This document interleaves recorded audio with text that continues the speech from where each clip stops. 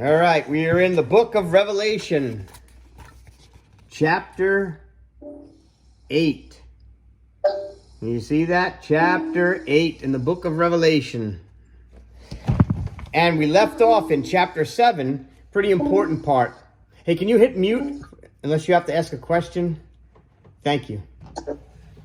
So we'll jump back a little bit to chapter 7, 9, and it says, a multitude from the tribulation. So there's a great multitude that comes out of the tribulation, people who are saved.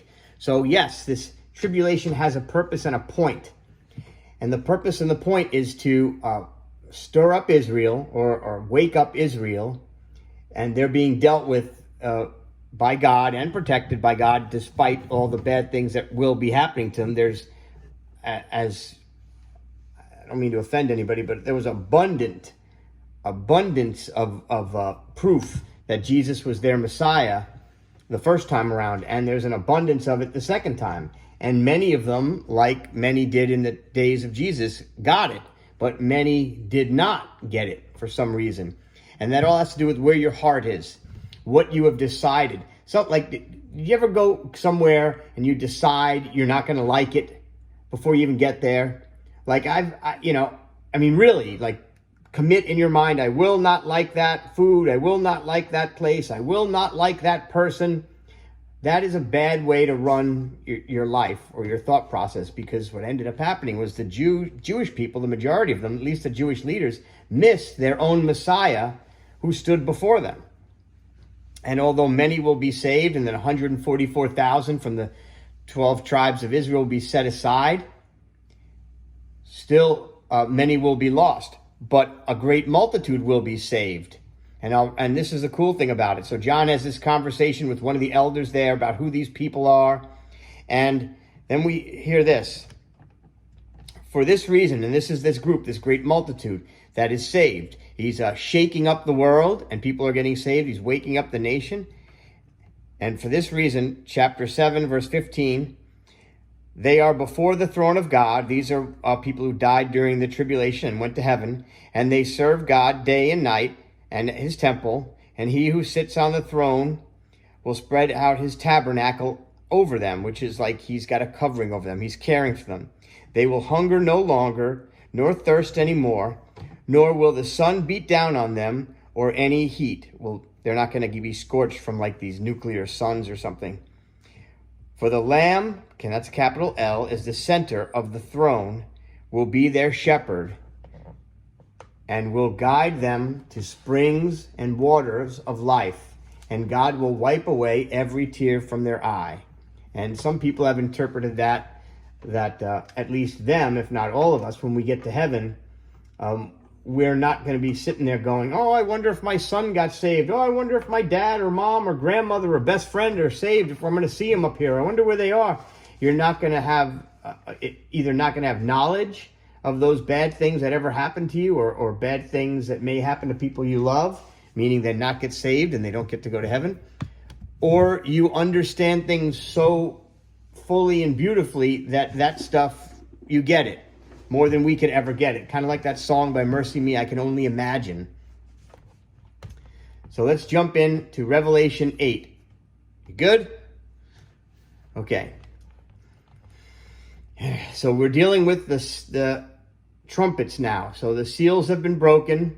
When the Lamb broke the seventh seal, there was a silence in heaven for about half an hour. And there's a reason. This is shocking what's happening. I mean, there's been 2,000 years of grace, and people were witnessing and evangelizing and all these things the church did to reach people. And now the time has come to deal with the earth. And Jesus is going to pour out wrath on people who will not receive him, who don't want to see heaven on earth, who want nothing to do with God, and they're going to actually support and help and want to follow the devil. And the choice has to be made, and it's going to be made. And this is what John writes. And I saw the 7 angels who stand before God, and 7 trumpets were given to them. These are the trumpet judgments. And by the way, when we get into the next few chapters, we have like parenthetical statements that take us back to, like, say, these other judgments, like the seals. There were 7 seals, and each seal that was broken was something like there was the four horsemen of the apocalypse, and then we have trumpet judgments and bowl judgments and things like that. And then when we'll go through a section of so it tells us what all these judgments are. Then it goes back and says these things were happening here, and then the Antichrist was doing that, the false prophet was doing that, the dragon himself was doing this, and it kind of fills in some of those gaps. So we're at these angels have a trumpet. They have trumpets each. Another angel came and stood at the altar holding a golden censer. And these are like, you're taking incense, like fragrant, I don't really know, woods that would be burned that are pleasing, that is a pleasing smell. And we take that and it's being burned as an offering to God. And if you're Catholic, you'd know what this is because they have that, still do that. And probably do that in Lutheran and Episcopal churches too. It's like a ball with some holes in it, and you put this fine smelling aroma, probably spices poured on it or something, cinder, and it lets out a fragrance. And he stood and holding a golden censer, and much incense was given to him, so that he might add it to the prayers of all the saints on the golden altar, which was before the throne. And the smoke of the incense with the prayers of the saints went up before God out of the angel's hands.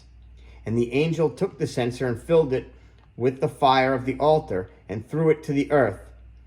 And there followed peals of thunder and sounds and flashes of lightning and earthquakes. And the seven angels who had the seven trumpets prepared themselves to sound them. The first sounded, and there came hail and fire mixed with blood. So this is thought of hail and fire, might be something to do with some kind of nuclear, atomic, hydrogen bomb type thing going on. Apparently they detonated a bomb in the 50s. I don't remember the dates or times about it, on an island in the South Pacific, and it wrecked the island. But not only did it wreck the island, it sent up into the air this mushroom cloud, dispersed particles that made it look like dusk, like nighttime, like just before night. And when it blew up, it sent so much water up into the sky that it came back down as hail. Frozen chunks were flying into the ocean. So it's kind of cool to think about this, but scary at the same time. But like I said, we're not going to be there. We're up there in heaven watching this all. And we're understanding the purpose of all this and why this has to happen. The first sounded, and there came hail, fire mixed with blood, and they were thrown to the earth, and a third of the earth was burned up, and a third of the trees were burned up, and all the green grass was burned up.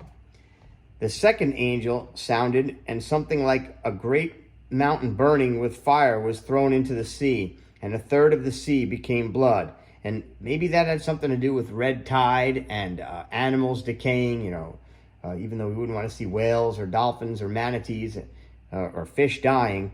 Remember, this whole earth is kind of going to get trashed and start over. It's going to become a Garden of Eden on earth. And there'll be a giant city, which is hard to believe, 1,500 cubed city will be suspended over the earth. 1,500 miles, no less.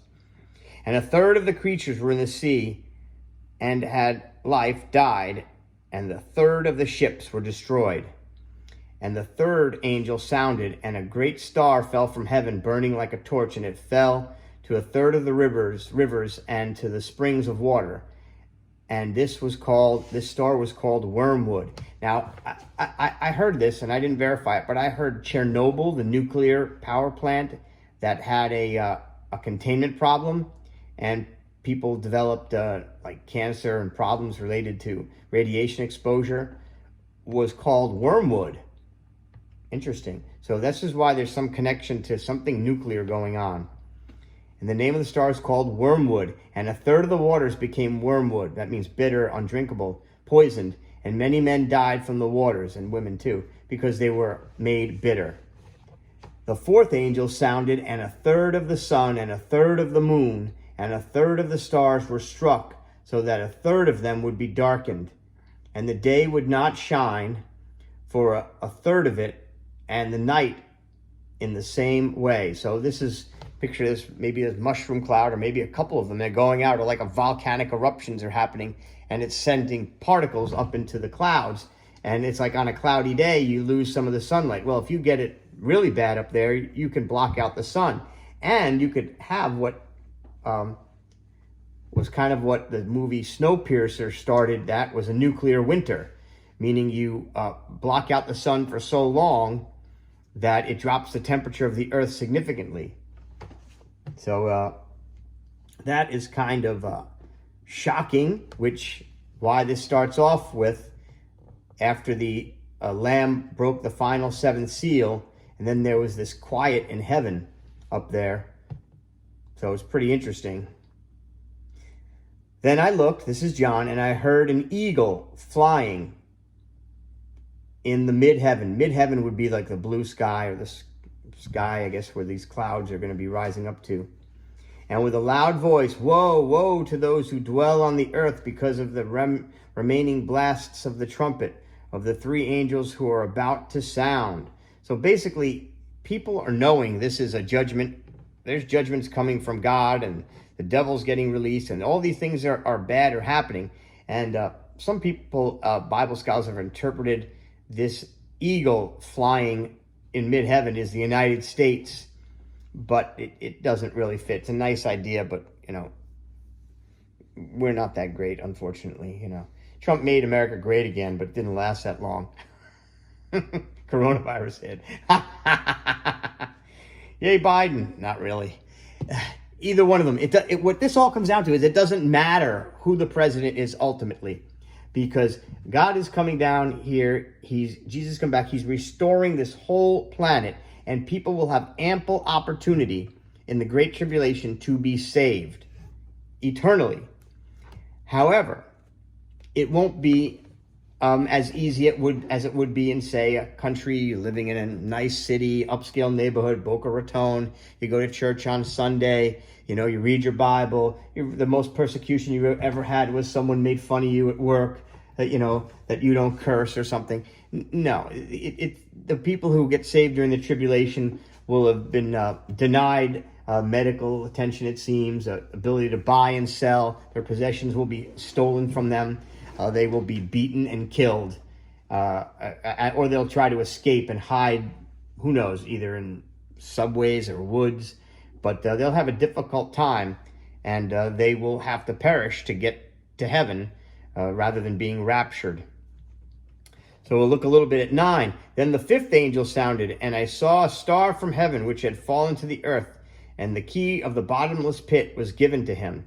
He opened the bottomless pit, and smoke went up out of it. So there's something spiritual. We're dealing with a good spiritual censer, right? The smoke, the prayers of the saints. And now we're seeing this evil, demonic smoke coming up from the bottomless pit. And we'll get into chapter 9 next time.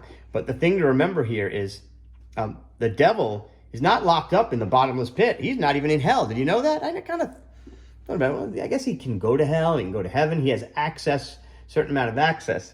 Which is then denied during the book of Revelation. God's like, no, you can't come up here to heaven anymore. You're cast down to the earth, and you cannot come up to heaven anymore. Well, he gets mad, and he starts tearing up the place. And there starts being a spiritual battle, like he's trying to disobey God. Like he has boundaries set, and the angels have to enforce those boundaries. Now, obviously, God, at any point, God the Father, Jesus can just say, you're dead. This is over. Stop. And they would. But he still, God, the Trinity, chooses to use people, angels, and let things play out, in their own realms and naturally, and doesn't necessarily intervene hugely all the time in every single matter. So like often when we see miracles, it's really rare that we see someone comes up and touches somebody on the head, and they have their arm chopped off, their arm grows back. That I don't know that that's ever been recorded to have happened. But we've had people resurrected from the dead. But more likely, miracles are very natural. Surgery will go well. The medications will work well. A fever will work and kill the microorganisms or bacteria in the body. The job you lost becomes the way for you to get the best job ever or the best living situation ever. And it looks very natural, but it's still no less miraculous.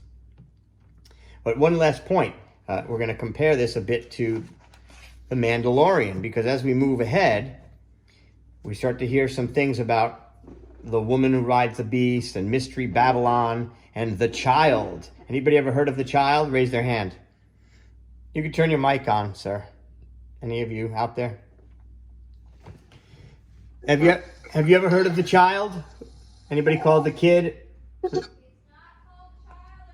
What's the child's real name? Yeah. Do you know what the child's real name is? Grogu. No, the child is Jesus. What do you think we're doing here? Talking about the Mandalorian? However, there is some parallel with that. You know, we have this, the devil is trying to destroy Jesus, and it goes all the way back to starting to destroy the Cain, Adam and Eve, and then the Cain and Abel incident. But the line came through Seth. Then you go up, you disturb the whole genetics of planet Earth with the fallen angels and the Nephilim. And then there's 8 people start over again. And then God keeps putting together this plan of redemption, right? And as it unfolds, the devil tries to figure out what's happening, or he can read the scriptures himself. And he's been around a long time, and he can figure things out. He tries to thwart that. You know, you had Haman in the Old Testament. You have lots of opportunities or times when the Jewish people were persecuted. You had King Saul, who started out close to God, but he became like demonic. He was trying to kill the anointed one of God, David. Even his son wouldn't follow the dad. And this goes on, you know, this went on with Moses trying to be killed, and up to the point of Bethlehem, where the babies were killed in Bethlehem. Well, unto us a child is born, unto us a king is given, a son is given, And this is famous scripture verses about King Jesus. The son is given from God, is the child. And this is the male child from the woman Israel. And in The Mandalorian, we have this child who is going to be basically the Jedi Messiah in that sense. Wouldn't you say that? He's the one who's going to restore all these things. There's this hope that he's going to do that. And the Mandalorian, in some ways, is like an angel protecting him, you know? And of course, what is it? Who are the bad guys? There's Admiral Thrawn, and then before that, there's also Darth Moth. What's his name? Name the two big bad. Say that again. Moff Gideon. Moff Gideon. Moff Gideon. Moff. Moff. Moff Gideon. Okay. Yeah. And then the other one is Grand Admiral Thrawn. Thrawn. Okay. Yeah. So we have these representative demonic evil creatures trying to take over and destroy things and thwart this plan of hope and redemption. And there's something to that. Whoever put together The Mandalorian read the Bible, and it's in them. And this theme is coming out. So it's pretty cool to see how that TV show unfolds, but even cooler to find out what happens here on the earth as these trumpet judgments are poured out in Revelation 9. We just finished Revelation 8. So, amen, and God bless.